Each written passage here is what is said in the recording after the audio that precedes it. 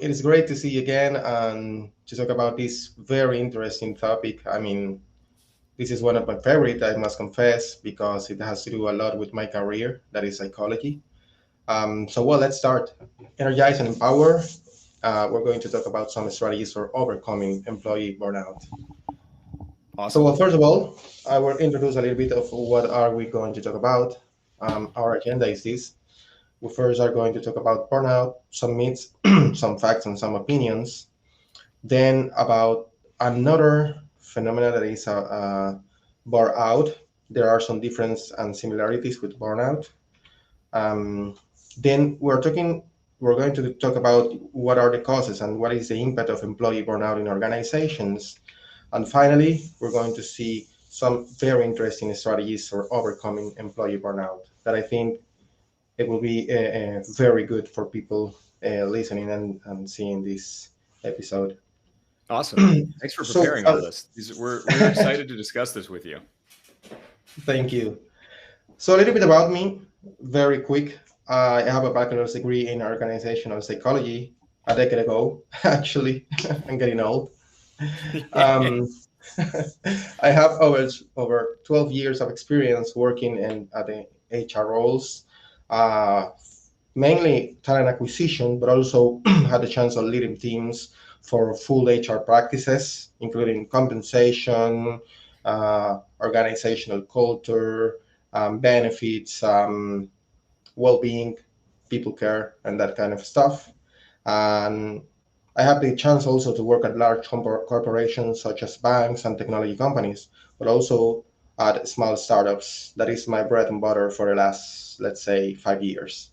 Okay. Today, I just founded with a couple of associates a company named Palermo Advisors. We are in everything that has to do with headhunting, talent solutions, staffing, and everything. A very exciting adventure is beginning for me. Yeah. And Congratulations.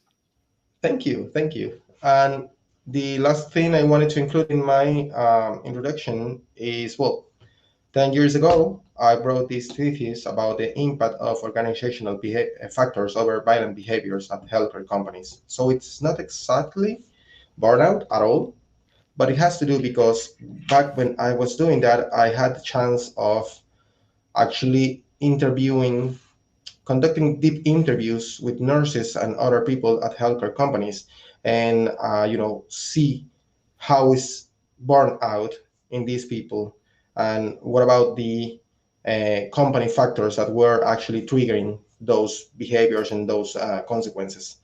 So, well, it prepared me, for all of this. Yeah, So let's that sounds go. like a super complex use case.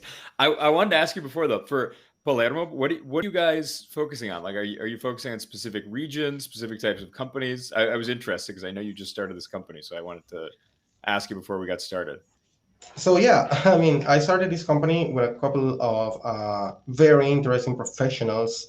One is Julian Herbstein, that is a venture capitalist, a guy that has been around for a lot of time, working with very big corporations all across the world, has lived in many countries, has worked with big names of the industry and finance mainly. And another guy that is also North American, that he's our account director and very smart. And what we do mainly is, as I tell you, doing a little bit of recruitment, headhunting, staffing services. We have worked with all kind of companies from small startups, early stage, to big names, technology, banking, but we mainly focus on technology and product talent, Okay. mainly from the Americas region, like Okay. United States, Canada, Mexico, or Latin America. So yeah, very exciting, actually. Cool. Congratulations. Thank you. So well, let me start with a little bit of a definition of what is burnout, because you can see a lot of things and a lot of definitions out there. Today, this is kind of a trendy word, let's say. Well, that's part of the myths, actually. It's not new at all.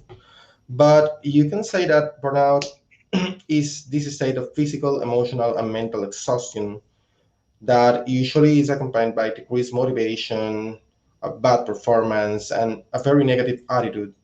of the person about himself and the others, especially about the company. So this is a definition of the American Psychological Association. But if you look and you read, you will find, some similarities between these and other concepts. Um, so I was also listening to a podcast and found these authors, Emily and Amelia Nagoski, researchers, and they defined three main components of burnout that are very interesting to look. Emotional exhaustion, that is, well, as you can see, this little boy here, Out of batteries. out of batteries, totally. Yeah, feeling out of batteries, feeling that you cannot have an idea, you don't have a fresh mind to start the day. It is Monday and you are already tired. As soon as you are assigned a task, you feel that you cannot do that because you're so tired, you're so exhausted. Yeah. Um, that is right, and it's usually emotional. Is that you feel it is a feeling that you cannot deal with all the challenges that the day has in your job, but also in your personal life. Actually, we're going to talk about it. There is a decreased sense of accomplishment. You really feel, as I told you, that you cannot do your normal thing, your normal tasks, that those things that you were able to do and you were able to accomplish at a moment, you are no longer able to do that. You feel that you are stuck in your job and in your life. And this is a very interesting one that actually I never saw this until I heard that podcast. These moments of depersonalization that I found that is very accurate because I have experienced burnout once in my career. And it Yep. is true that you have these moments that you stare at a wall and you, like, 5 minutes staring at a wall, like thinking or feeling confused, and then you lost your focus. What was I doing? I don't Yeah. remember. Where was I? So yeah, that's it is not only emotional, but as I said previously, it is also mental, psychological, and physical. You are really drained. Okay. So I don't know if you have come across this. So with burnout, with people but it is a thing that is happening a lot these days. What do you Yeah. think? I mean, have you? Well, I was going to ask, do you know, are there any studies on like a time period of burnout? Like, are there any studies of from like hiring to when somebody hits their peak to when they hit burnout? Like, are there common periods, or it just kind of depends on the person, depends on the company? I mean, I know there are companies that have people that work there on average 12 years, that on average 3 years. So obviously it would be different, but it would be Yeah, interesting to know that. that is an awesome question. Actually, there are some studies trying to actually determine where is burnout starting, and there are no, solid conclusions about it. Actually, it depends on the person. It depends on the company mainly. It depends on the even on the role Yeah. itself. So some roles, some companies, some persons are factors tending to trigger the burnout in a person. So we'll get more deeper into that, and you will see why it's hard to kind of set a timeline for burnout. It is Yeah. very hard.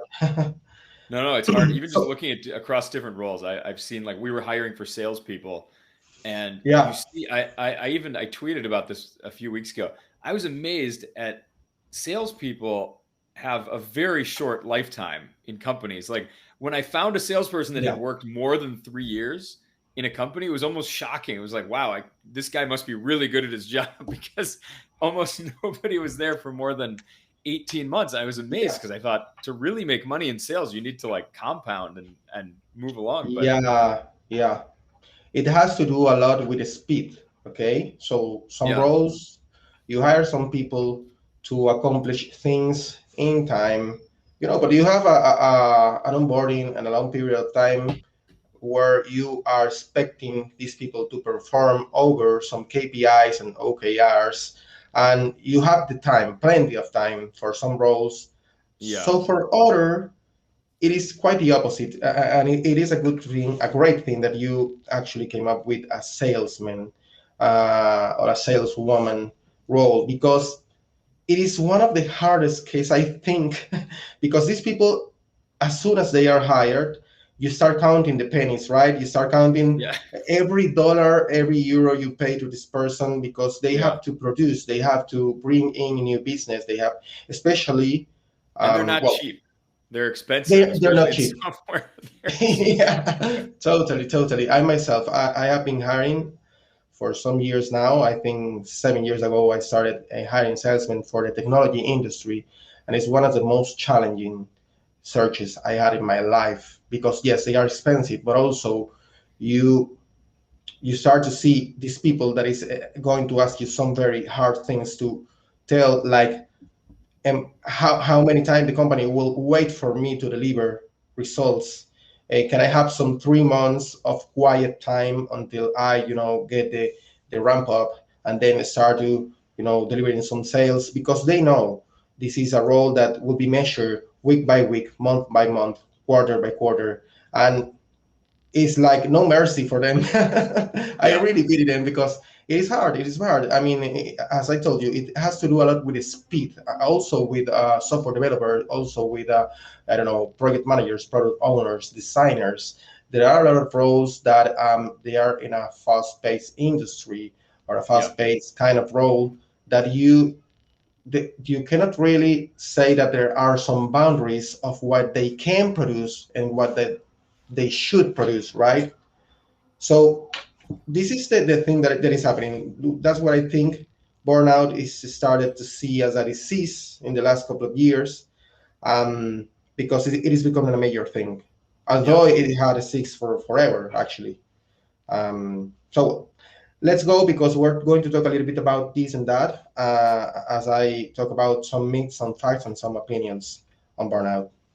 So the first thing I can see that is wrong, some people think that burnout can be best described as a temporary spike in stress. Like, oh man, just take a break, go and take a week of vacations and come back. Come on, it's not that much. But in fact, most of the research done on burnout that has been for over 3 decades, World Health Organization, American Psychological Association, so on, MIT, the lot, you can see a lot of sources out there. They commonly associate burnout with these feelings of being really drained at work for some time, not at a certain point, as well as feeling powerless, meaningless, purposeless, even feeling depressed. So it is Yeah. a major thing. It's a And buildup. as it says, yeah, it is a build up. I mean, I have seen people that I know personally coming to the point of burnout after a year that they were just telling me in that year, like, oh, I feel tired, I feel drained. Okay, I will take 2 weeks of vacation.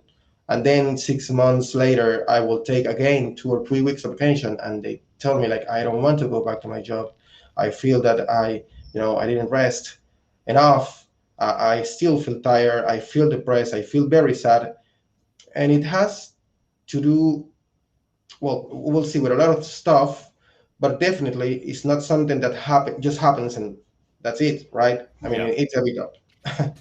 Yeah. Yeah. um, the second thing that it is common to think about burnout, and this is a very delicate thing to actually to research also, is that it is an individual problem. So it depends on personal factors or resources to deal with, the stress. Yeah. And that is a lie. That would be like simplifying too much this problem. Yeah. Like you see here, in 2022, the World Health Organization classified burnout syndrome as a work-related disease. And it says, like, it is not a personal thing. It is not that you are going to say, like, okay, I'm going to fire this group of workers because they are more prone to feel or to have a burnout. No, this is a specific phenomenon of the work context. Okay. Additionally, I was reviewing this Gallup study that found that 4 out of the top 5 causes for employee burnout were related to work causes: lack of management, unfair treatment, unmanageable workload, etc. And you could say that this is kind of a subjective thing that Yeah. people is reporting.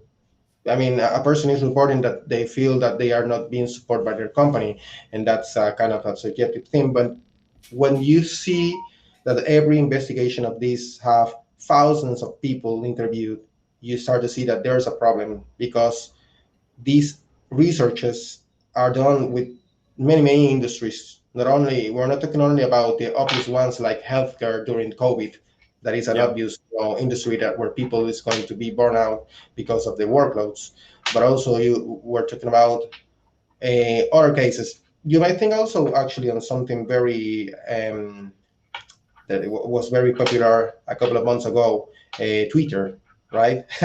Yeah. People have, Burnout was was a common thing talking about burnout because of Twitter, people sleeping in the floor, but it has not to do just with that. I mean, as I told you, and you will see, there has been decades of investigation about this. So yeah, it is a work related thing, not a personal stuff, not a personal yeah. problem. And number three is, well, as I was telling, people thinking that burnout is something that is kind of a trendy thing, a buzzword, because so many people have quit their jobs because Twitter, because here and there, because of the, I don't know, even the layoff. Some Yeah. people, if you go to the social media, you see people like, oh, this is happening because, the layoff, people is stressed because of the economy, because of the uncertainty about the job stability. Of Yeah. They don't course, feel it safe. has, yeah, of course, it has to do with that. It has a lot to do with people feeling, like not sure about their stability in their jobs, because people feeling that they have to overperform, they have to be like workaholic in order to keep their jobs safe. But it's not all about it. I mean, again, and for the third time, burnout began to be investigated since the early 90s. And at first, it was like we are linking this with productivity and turnover rates. We're talking about the 90s. Come on, the turnover rates were like 5%, Yeah.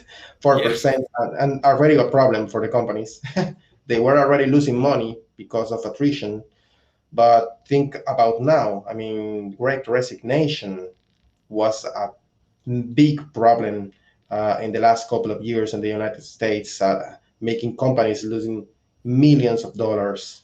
There was this article about Amazon losing millions of dollars because of attrition, Yep. because their Having to replace them. politics.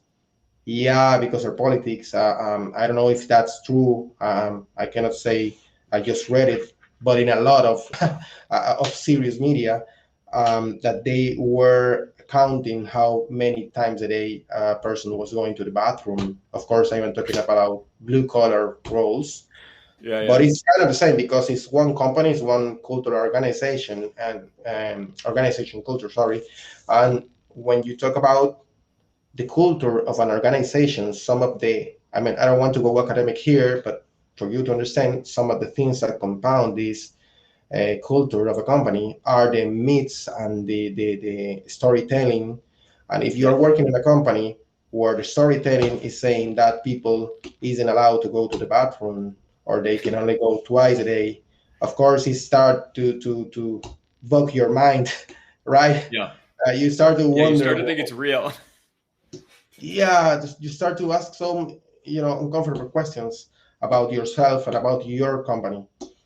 And I'm not talking about something specific. I'm just mentioning some names, but it's in a specific of some industry or companies. As I said, it is a thing that is happening everywhere. Yeah. um, And when of they course, say in there's this, yeah. when they say in this 80% said they had a passion for their work, do you think there are people that they basically are passionate about what they do? Like I've talked to people before, especially like when we talk to HR people, that Mhm.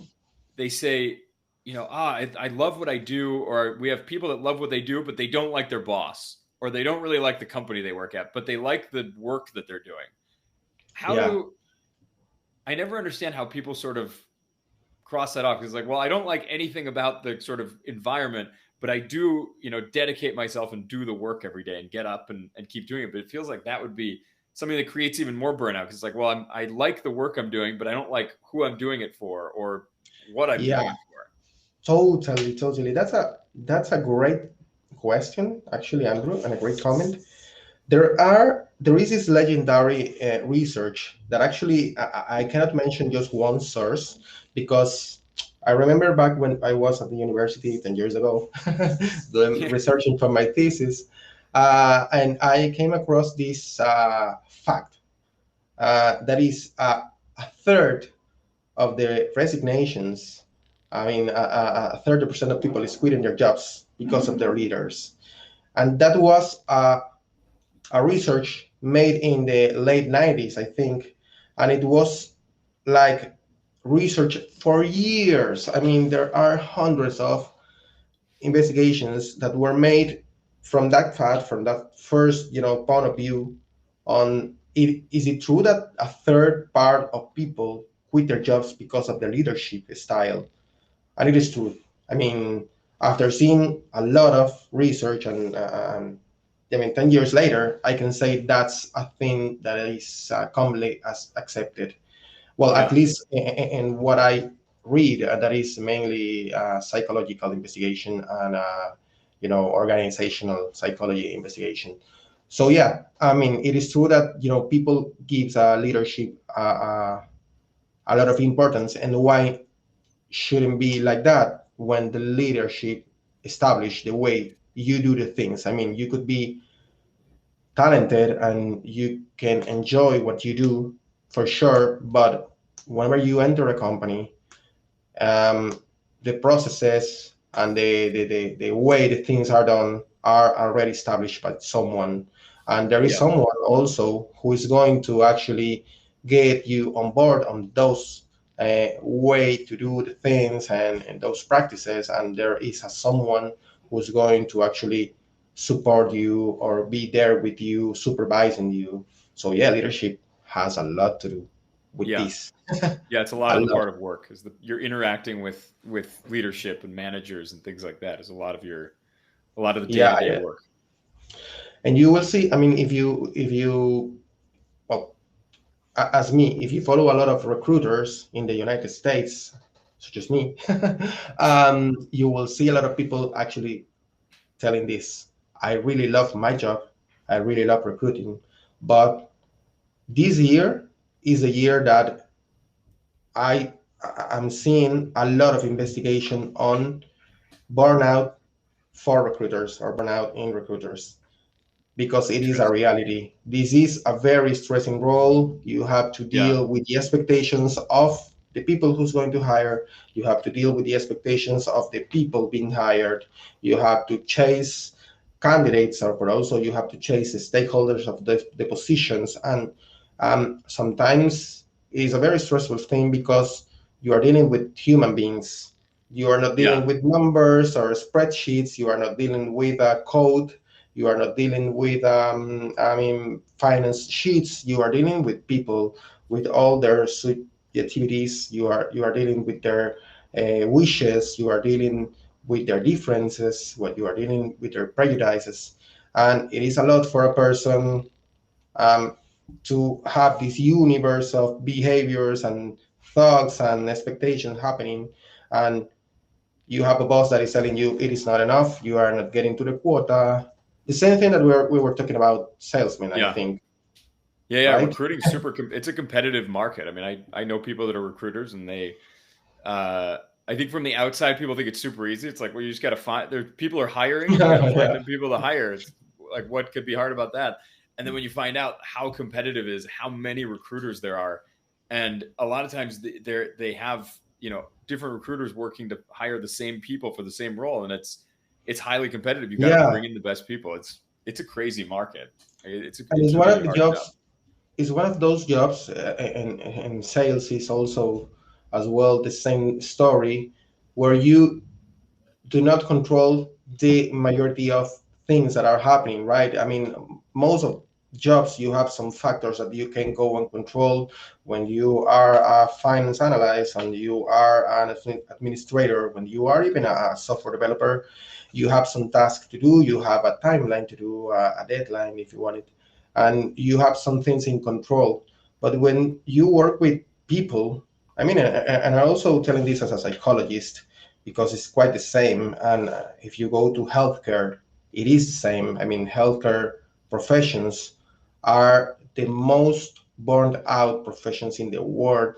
Yeah. We know this since 20 Yeah. years ago because they deal with life and death decisions, but mainly because they deal with people that is happy or angry or anxious, or people that has fear, people that is crying, Yeah. um, and Well, usually you're dealing with people in their worst moment of their life. Like I always think about whenever I see an ambulance or like people working in an ambulance, I'm like, yeah, these people, their whole day is the whole day. meeting people on the worst day of their life or one Yeah, of the worst days. That's so stressed. Like that has to be so stressed. You have to be a type of person to even want to do that. yeah, Like I would never be yeah, able, I wouldn't even be able to come close. Wouldn't pass the first day of any sort of medical yeah, definitely, work. definitely. Same. And you can ask these people, you can ask a doctor, you can ask a medic if they are passionate about what they do, and definitely they are. They love what they do. But the stressful factors of their jobs, it is a thing that they have to live with it, right? And For sure. I myself, every day, I know people that is a sad thing to say that tells me I am no longer willing to do what I studied for. I don't want to be a recruiter anymore. I don't want to be a salesman anymore. I don't want to be a psychologist anymore because I'm getting crazy. Yeah. And Yeah. I want to do something else. it is a sad thing, but also it is a reality that should worry companies, Yeah. right? Mm. Yeah. So No, no, you have to be conscious. yeah. So also, I found out this very interesting thing talking about a little bit of psychology and a little bit about people. Deloitte also found that burnout affects especially how millennials are leaving their jobs and the employees' retention. So this is very interesting because you remember that millennials are right now most of the workforce globally. Yeah. Yeah. Yeah. I Yeah. am a millennial myself, and yeah, I mean this is a problem. So Simon Sinek, this author and inspirational speaker on leadership, researched a little bit on why it's happening, why millennials and new generations like Generation Z are more likely to experience burnout, and he came up with these conclusions after reviewing a lot of data, demographics. Um, for instance, he found out that for a variety of reasons, millennials and Gen Z are lonelier in terms of how they live their lives, right? So we have a technology that allow us to be isolated. That's not a secret. We are Yeah. doing a lot of remote work. We are watching a lot of Netflix. We are watching a lot of I mean, streaming. We are playing a lot of video games. We are that generation that that is digital natives, right? And sometimes, as technology can favor self-sufficiency and people working alone and being kind of more productive, I am a big, huge advocate of remote work, but this is true. We spend a lot of time alone, Yeah. especially working. So it is hard to set boundaries. I mean, where does it end? If I am home, where does it end, and when does it start for me, the work, and when does it end, and when does it start my personal life? It is, in truth, kind of a mix. I end this webinar, and then I will walk my dog, and then I come back and grab some meal, and then I work, and everything Yeah. is mixed. It is Yeah. confusing sometimes. Yeah. So what's happening also is that as companies are evolving, especially startups, they are not really evolving the way they communicate with people in the sense of giving feedback. And this is a thing that I myself personally can see in my everyday reality. I mean, when I started working almost 13 years ago, Andrew, it was in Citibank, Okay. this American Yeah. bank. Um, I remember I had meetings with my boss every day. She was amazing. She was a millennial like me, young persons in an office. Everything was very cool. We were sharing and eating and working a lot until late, but it was different. Okay, I had a lot of feedback available for me, whether I wanted the feedback or not, and good and bad feedback. It Yeah. wasn't always good. But today, at my last job as an employee, I had just one meeting with my boss. And my boss was actually encouraging me to think he wasn't my boss. He was like, I'm not a boss. Take it easy. Do whatever you want. I mean, you are the expert. You have been working in recruitment for so many years. Do what you that is nice. I mean, I'm not complaining about it. It is cool because I felt like I'm empowered to do my thing. But as time goes by, I also felt alone, very alone. Yeah. I was thinking like I don't have feedback, and I don't know if I'm performing well or not. And I started like creating this mental mess full of doubts. Like as I told you, staring at a wall and like thinking for minutes like am I doing right? Should I actually go to my boss and ask him for feedback? And that thing, Simon described it so well. So well. It is in YouTube actually, the video where he says this. And he says if you don't give your millennial or your Gen Z feedback, it's like he doesn't exist. It's like she doesn't exist at all. Yeah. And that's right. I mean, there is this risk of becoming purposeless Yeah. because of the technology setup we have today and the remote work we have today. And that's very dangerous. That's, I think, personally talking, why people is quitting their jobs mainly. So, well, we have this other thing that is happening that is we're out. I wanted to also highlight this because burnout is commonly confused with burnout.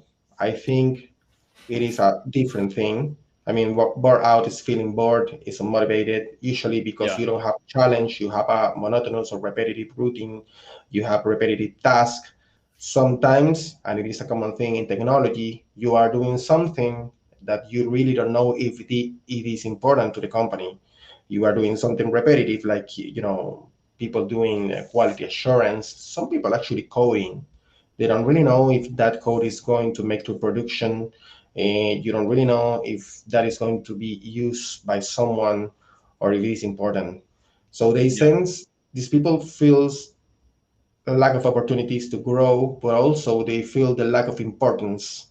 And you usually, as while the burnout, it is connected to the so-called Great Resignation, as I Yeah. was telling, and I will give you some numbers right away about this Great Resignation.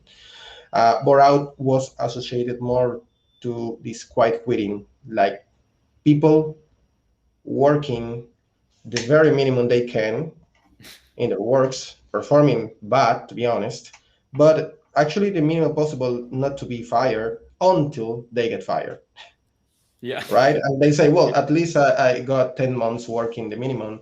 And sometimes these people actually, you know what they do? They go and find a gig, a second job Yeah.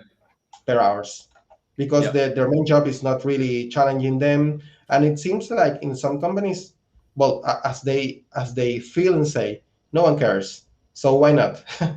Yeah.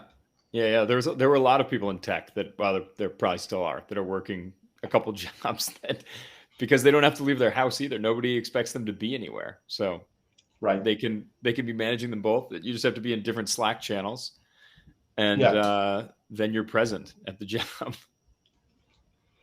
Yeah, and it has to do us a lot with actually what you do at Lanteria, and I will tell you why.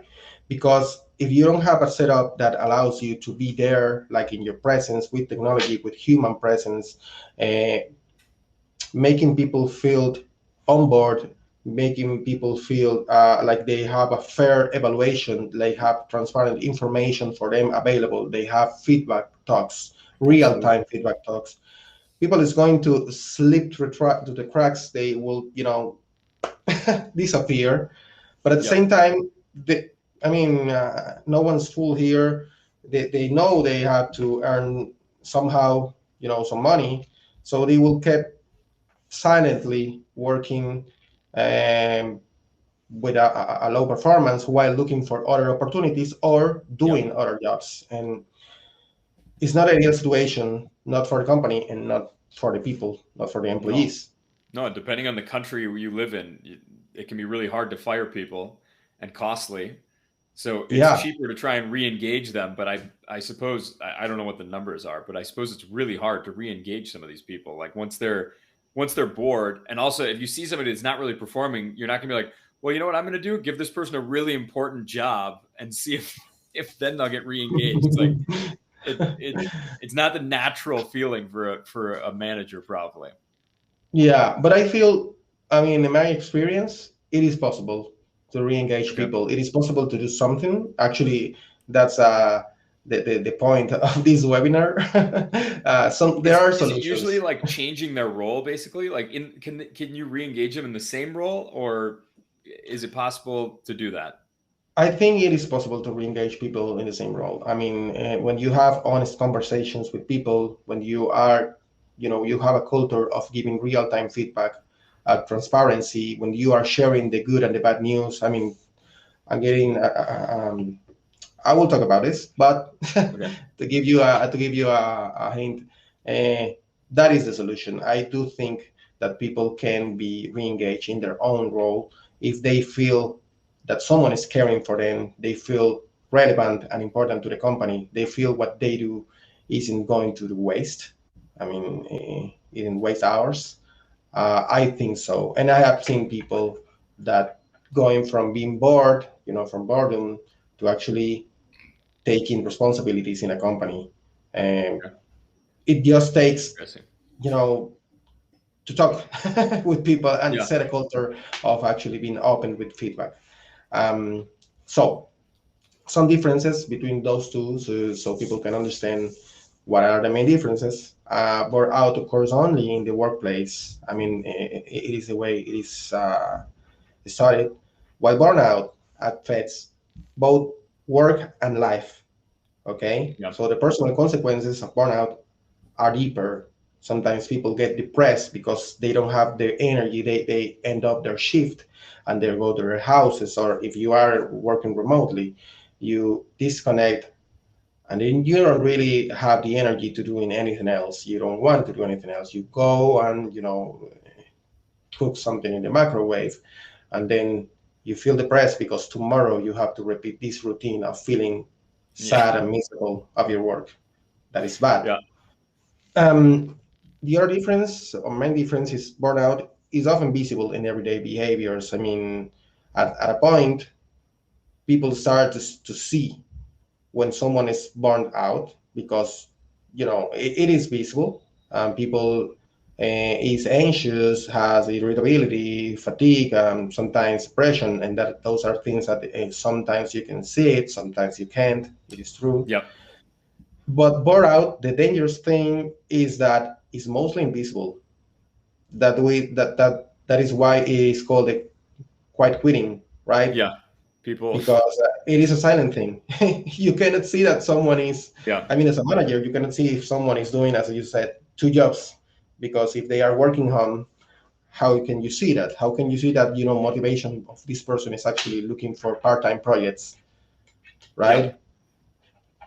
In fact, some interesting thing that I came across, it is not only developers. I met like 3 months ago in an interview. I was looking for a project manager, and I interviewed a project manager that told me like, "Oh, I'm looking for a third job." What? A project manager? This guy is in top of everything in this company. This is a company of 600 people delivering solutions that affects hundreds of thousands of people. This is heavy software. And he was telling me like he was looking for a third job because he was really bored. And That's I cannot amazing. understand. At least he was upfront about it. Yeah. So it was like, That's okay. amazing how It honest. wasn't.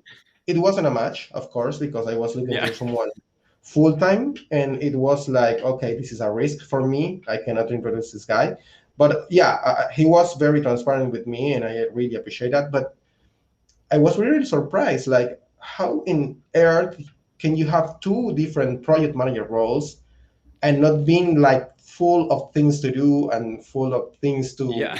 learn. So yeah, something is happening. You can see. Yeah. No, absolutely. So some similarities that can actually make people look at burnout with the same seriousness as burnout is that both can have a serious impact on productivity of the company and employee attrition, because at the Yeah. end of the day, most of the people that quits their job is either because they have a better offer, of course, always the first reason. But if you go deeper, if you run an interview on that person that is leaving, almost everyone is going to tell you two things. I don't have a challenge. I mean, I don't feel challenged at my current job, so I just change. Or two, I don't feel well with my boss or with my company. I mean, Yeah. uh, I I mean, my life is doing interviews. I run dozens of interviews every week, and this is a common thing whenever I ask people, why are you willing to change jobs right now? It is It's always usually like, those okay, two factors. money, but it is money plus these feelings of not really being used at their top capacity, or sometimes it is like, okay, I was cool at my job, but they changed my manager, and I don't get along with this manager. I Okay. don't really like the way he supervised me, micromanagement, etc. So yeah, That makes both. sense. I mean, Yeah, those sound like two normal ways of people looking at leaving their jobs. yeah, it is very common. So also both can make people feel, as I was telling you, worthless, powerless, trapped in a job devoid of purpose and motivation. That's why, they are similar at a point, and both can be triggered by almost the same variables linked to the culture of the organization, characteristics of the role, and the management of expectations. That I want to introduce this management of expectations. It is a simple answer to what you were asking me. Hmm. Is it possible to re-engage an employee that has burned out in the same role? Yeah, if you manage the expectations, but it is a job. It Yeah. is a job for a manager, and we'll see why. So, coming to the end of this first part of talking about, what is burnout and the context of it, I also wanted to quickly highlight some, causes and the impact and consequences of the burnout in organizations. So, as you know, between April and September 2021, more than 24 million American employees left their jobs in what was called like the Great Resignation. This is an all-time record.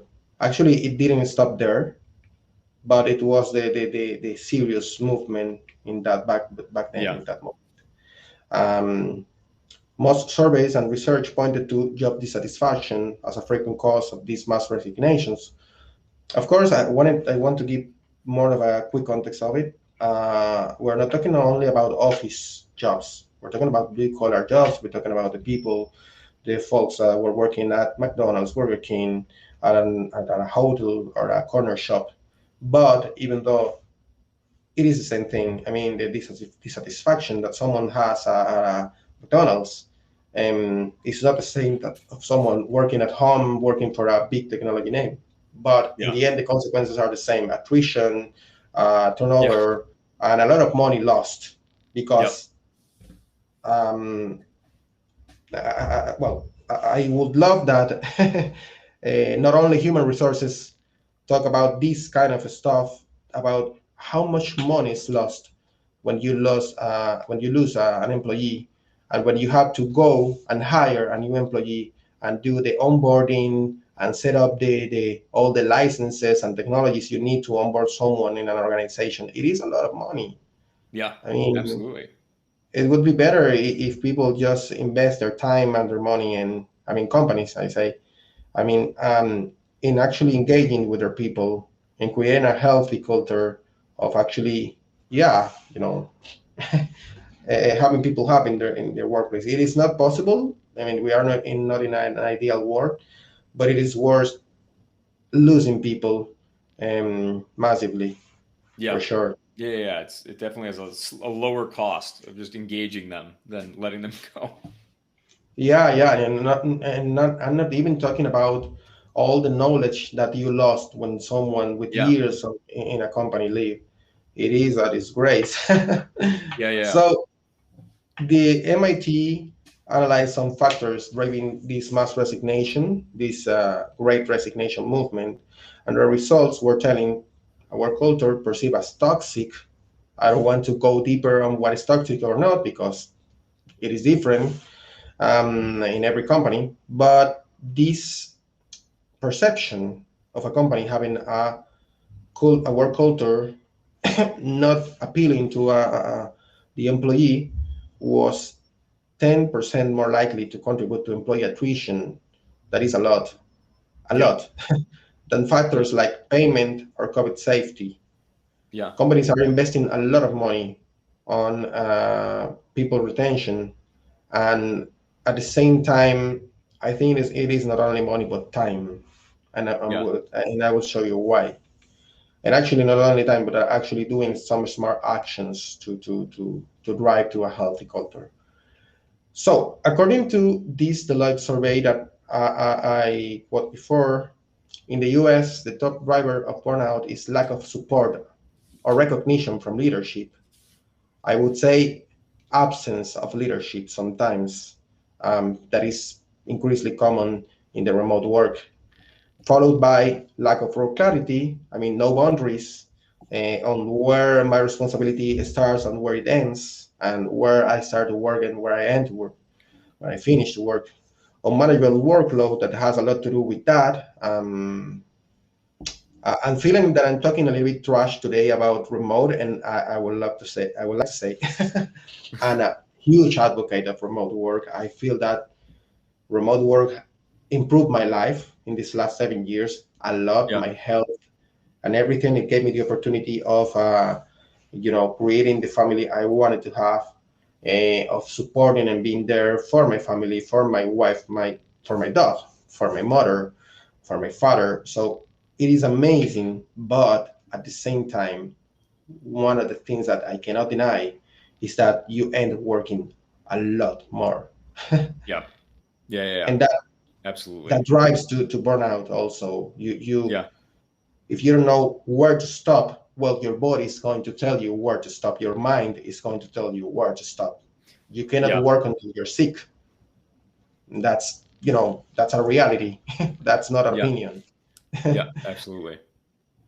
And I would add this one, that is a lack of a goal-driven performance evaluation, because I have seen the same. When companies are worried about productivity, producing more, and every day you see a new startup competing, and every day you see, as you say, there is a lot of competition today.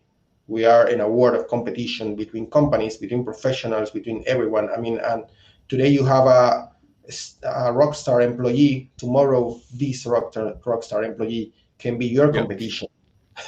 So Yeah. it is a fast-paced process. It is a fast-paced world, full of opportunities, yes, but also full of stress. And if you don't have a goal-driven performance evaluation, a purpose-driven performance evaluation, you are you are telling people that they are producing for nothing. Yeah. You are telling people, you're dropping away your people from your vision and mission. So that's why I'm adding this, because I feel this is very, very important for companies to think to having. So let's go to the final part of it. What can we do? I think we'll talk a lot about this. Three strategies. I came up with three strategies for overcoming employee burnout. So first, approach people with transparency. I think all companies have to start with transparency. Yeah. Honest conversations. You have to set a clear expectation from the start. You see a lot of LinkedIn discussions about this topic, like companies not being honest about the scope of work, about the scope of a project. They told me this, and it ended up being that, and I'm not happy. And also, this is something that I see every day in the interviews in my job. People telling me I want to leave job because they told me that I was going to do this, and I ended up doing this other stuff because it is more convenient for them, but they didn't keep their promise. People want transparency. People want honesty in the companies. They don't Yep. want to be fooled with more work, more workload. But at the same time, it is not a common thing. You could say like, I guess they are, fooling people by telling them they are going to work on something that is not that heavy, and in the end it is. But it's quite the opposite, Andrew. Sometimes people in the interviews they are told that they are going to work in something very ambitious, huge project, and something like so significant, and then they end up like like hitting the same key all day, Yeah. Very doing the tedious same. tasks that they get put Yeah, into. Yeah. yeah, and I think it shouldn't be a problem. I mean, there are people for everything. There are people that wants to do those repetitive. There are Yep. personalities. Yep. They're talking Yeah. about You the have to have the right individuals. people.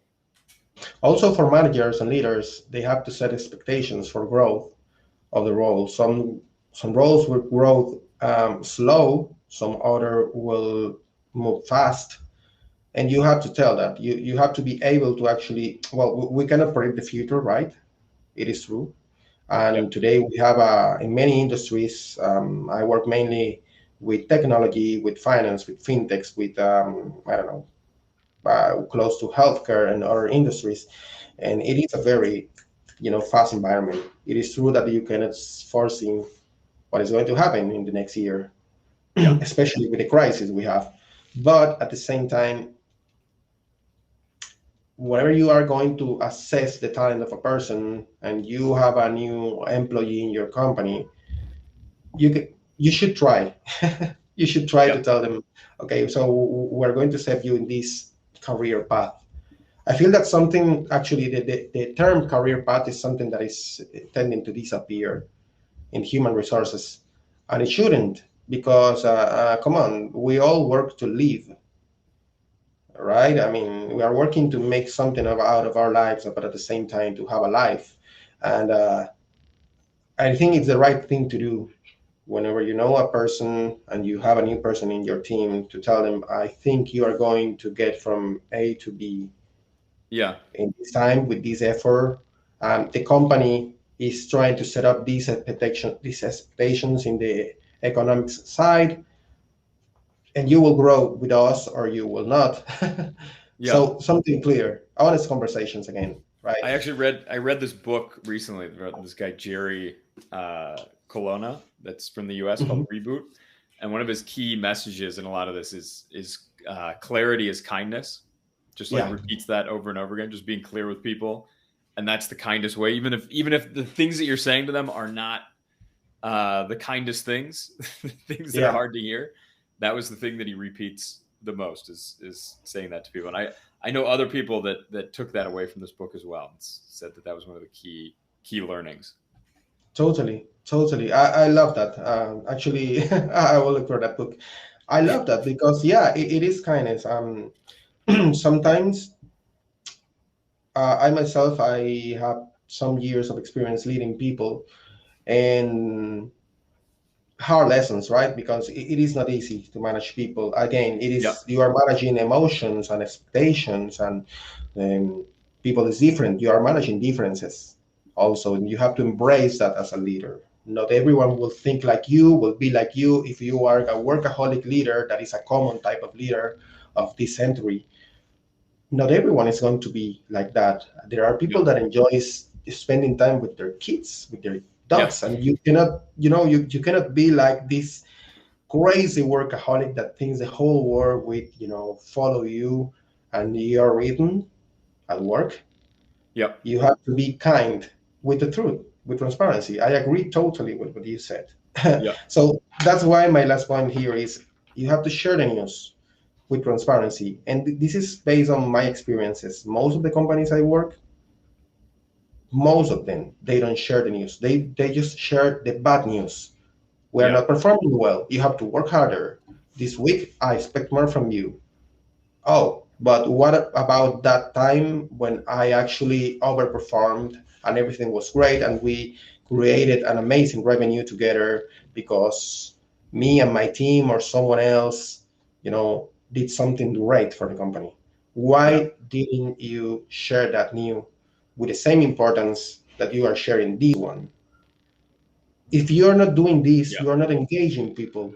You are not engaging people with your team and with your company. And that is a Sure. key part of preventing people burnout, Yeah. okay?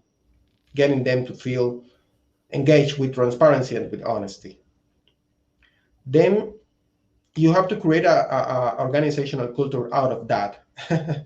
And following that, you have to energize people with an open feedback culture and a servant leadership culture. That maybe this will be like a ringing a bell for some people, for especially the servant leadership, and for Yeah. other people will be like, "What is this? I don't know what you're talking about." uh, I will go there. So, first of all, I say that companies must establish actions and spaces for constant feedback in every direction. You mentioned Slack channels. I can say also, of course, that there are a lot of softwares, there are a lot of ways to actually conduct feedback conversations real time, like yours. Also, it doesn't have to be formal all the way around. You can also have, one-on-one conversations with people, not because you have the annual feedback or performance evaluation, but actually weekly, monthly basis. You should Yeah. have spaces for people in every direction, not only the leadership, like doing a waterfall, but actually getting the people to trust you, open feedback culture again, and tell you if they are feeling overwhelmed, if they are feeling happy, if they are feeling that something important that sometimes company doesn't do. Sometimes people is feeling that they can give you more, that they can do more because they already master whatever they were doing. And you have to open a space for that, where people Yeah. is going to like, okay, I do it has happened to me. I can do this amazing. I learned it. I did it. I do it very well. Can I teach other people this? I'm not asking you for a promotion. I'm not asking you for more money. That is maybe the common thing to think about this. But actually, what I want to do is to train the new guy or the new girl that just joined the team. Give me the opportunity of being a mentor. That's it. Yeah, Yeah. of course. Let's do it. Let them That step is up. Yeah, and that is also making the people to feel significant and with a purpose. And it's also creating bonds between people, right? Yeah. Especially again with remote work. Yeah. um, then I want to talk a little bit. I don't know if you're familiar with servant leadership. No, not really. I've heard the word, I've heard the phrase before, but I've never really dug into it too much. So this is something that actually came from the 80s, but it has become popular in the last few years. Servant leadership is opposed to the traditional um, you know, supervisor boss, let's Yeah. say, The top or the down tradition. sort of. Yeah, the traditional leadership culture that is more like you have to follow the orders and the leader is the authority. So the leader should be like respected and the leader should be like a superior in every Yeah. way, to know more, to say more, to ask more. I would call that a culture of fear, where people is afraid of getting lashed. Yep. So Yep. The people is hierarchy. working. Yeah, the hierarchy, exactly. That's a word. So the servant leadership is the only way. It's not the opposite exactly, but it's the other way around because it says like a good leader, a great leader, and that's a leader I want to be. is the one who is actually serving their team. It's Yeah. him. So it's like you want to, as a leader, you want to make people's life easier. You want to provide them with all the tools, all the information, and all your time to actually make them shine. You want to make them efficient. You want to make them open. You want to make them truthful. You want to trust them, and you want them to trust you. So Yep. you must serve them. You must worry for them. And your mission is not to be around supervising people. Your mission is to be around people, giving them what they need to do their job. It's very simple to Yep. implement. Very, very, very simple. It is empowering people. You need to empower people. You don't need to people to be afraid of you, or afraid of an invisible entity that is the company. The company commands you. It's not like that. It's like the company is here with you. The company will support you. I will support you personally. You have to do whatever you want to do. You whatever you had to do. Sorry, you have a clear job description already. You know, and everyone here is an adult. Everyone here knows what they have to do. So I am here to support you. I remember back then when I told you that Deloitte found out that most of people that felt burnout in their survey was because they didn't feel that their boss was their leader wasn't Yeah. supporting them. So yeah, that's it. I mean, you have to build up a strategy to support your team rather than just being there as a threat for everyone. Like I know more Yep. than you, so I need you to obey. It's not like that. Yep. I think this is a new era for companies, as we are competing with everyone right now. You have a company, and you know that you are competing with big names, but also you are competing with small names. I mean, let's say with Yeah. freelancers. You are competing with a guy that is right now building a software in a garage, that is carrying out a company alone. Yep. Uh, so definitely it is a new era for business, and we have to think new. We cannot go with the leadership models that we have since 1920, that I Yeah. think There was has to be the new first. ways for the new types of technologies we have and the new ways we're doing things. Absolutely. And I think that was Absolutely. the last point you wanted to make too, was about using technology too to Right. actually be able to implement this stuff. Yeah, definitely. Using technology to make people feel connected, to make people feel the presence of a culture, of a company, to make people feel that someone is caring for them. Because in the end of the day, you need people to do whatever you are doing in your business. You need people, and you need Yep. people to feel that they can do and they want to do the best of their best effort. You Yep. want people to grow. You need people to grow. You don't need slaves. Let's say No. you need people to grow. You need No, you people want to people to be doing things on their own, that they have the capacity to right. sort of own their work. So the third point is energizing people with human presence and technology. So as you just said, we have to recognize that technology can do a lot for us. We Yep. must always have an onboarding process and always be focused on people engagement and identification with the company as the main purpose of an onboarding process, making Yep. people feel your support as a company. This I agree. The has clarity in the onboarding process too, of saying like, hey, here's what I expect, 30, 60, 90 days, sort of here's the objectives. And make sure that exactly they're also achievable. I've seen some people put like 30-day objectives. You need to be, contributing to the code, and the developers are like, hey, I want to spend 30 days and like just read documentation and understand.